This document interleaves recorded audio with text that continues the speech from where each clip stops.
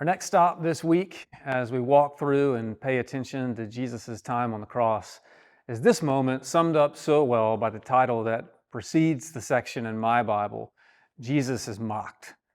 I'll read starting in Mark chapter 15, verse 16. The soldiers led Jesus away inside the palace, that is, the governor's headquarters, and they called together the whole battalion. And they clothed him in a purple cloak, and twisting together a crown of thorns, they put it on him. And they began to salute him, "Hail, King of the Jews!" And they were striking his head with a reed and spitting on him and kneeling down in homage to him.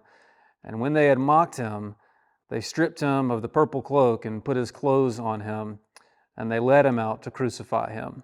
It's not hard to spot the mocking as it happens. It's like the elementary school playground to the nth degree. In the background, of course, is the charge that's been levied against Jesus. He says that he is the King of the Jews. Mocking that, the soldiers take him to the palace. It's the headquarters of Pilate. Like to say, "Hey, King, this is the only way you're getting into the palace," in shackles. They call together the whole battalion. Hardly a necessary step. It's not like they need extra men to control a rebellious prisoner. No, it's as if to say to him, "Hey, King, how come the army doesn't answer to you, but rises against you?" They put him in a purple cloak, what a king would wear. And they put a crown on him. Never mind that it's a crown of thorns that would have made his head bleed. And they cry, "Hail, King of the Jews," as they beat him and spit on him and faux bow before him. There is, in this moment, nothing more laughable, more ridiculous to these soldiers than the idea that Jesus is a king. And yet, what they deem to be a joke is true, and they are part of it. We remember what Jesus has said.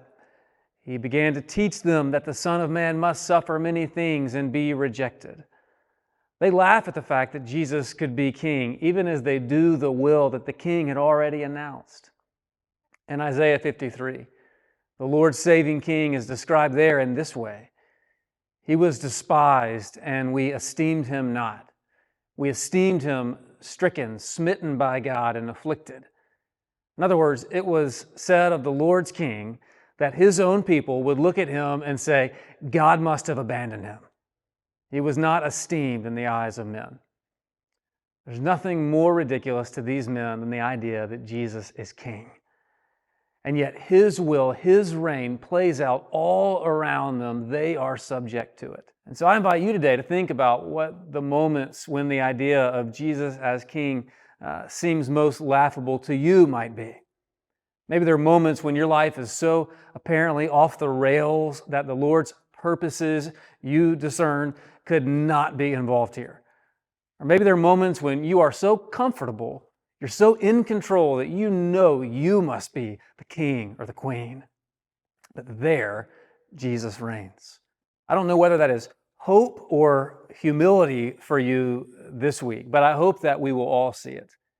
In all things, the purposes of God in Christ are unfolding around us, and the only thing laughable is that somehow we are outside of that.